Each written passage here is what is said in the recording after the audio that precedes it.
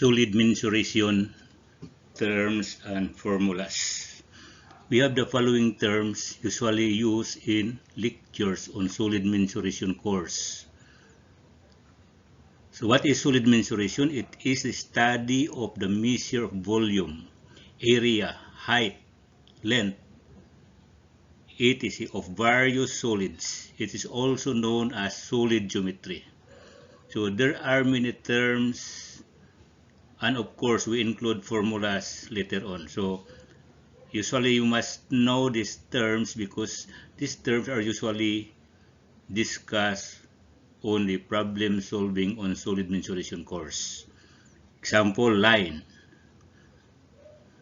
parallel line, coplanar lines or points.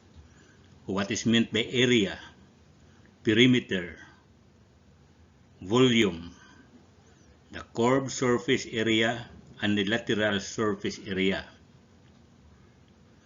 And of course, the total surface area. So you have to study this term so that you will not be strained on the problem solving on solid mensurations.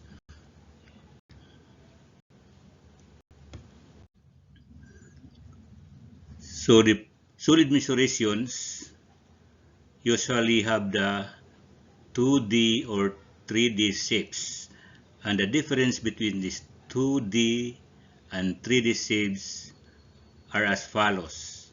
So you have to read so that you will learn how to differentiate between 2 and 3D shapes.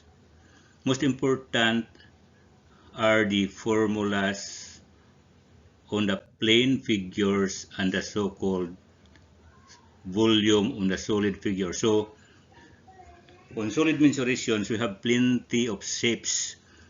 First, we have the plane shapes. You have the rectangle,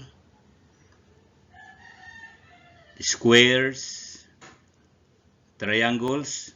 On triangles, you have 3, right, equilaterals, isosceles, and of course, you have the scalene.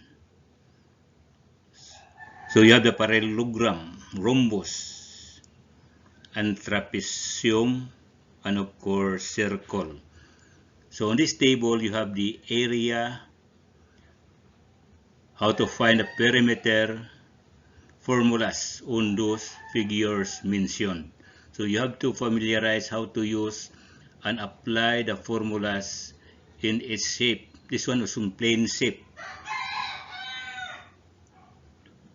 So we'll take up on this volume. On formulas on solid volume and areas, we have the following. Volumes includes cube, cuboid, sphere, hemisphere, cylinder, cone, and there are others not mentioned here.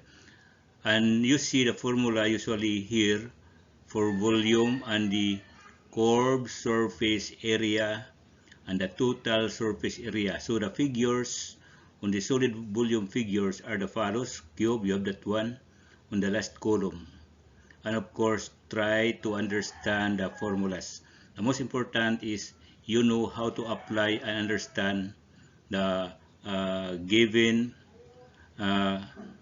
formulas and apply on problem solving, because that is the way there on this solid mensuration.